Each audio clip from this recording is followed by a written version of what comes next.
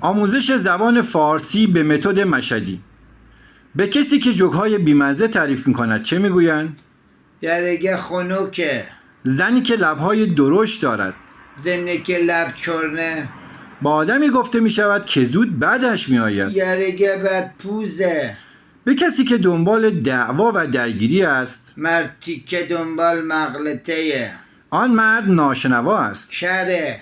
چشمانش کج است. کلاجه. محمد بچه روستا و دهات ما است. محمد به چه قلمانه. این خانم زندگی به هم ریخته‌ای دارد. زنی که شلخته. به کسی که بددهن و بی تربیت است میگویند. مرتی که لوده. اسم دیگر مارمولک. کلپسه. به کسی که بزرگنمایی میکند خارج از توانش.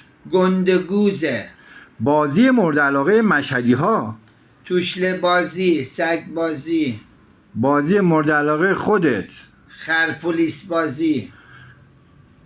حال برای ما با این کلمات یک ضرب المثل بساز. به کسی که دیگران را نصیحت میکند و ارشاد ولی خود عمل نمیکند. من کن من میکنه، خودش میرینه پن میکنه. آفرین غلام رضا.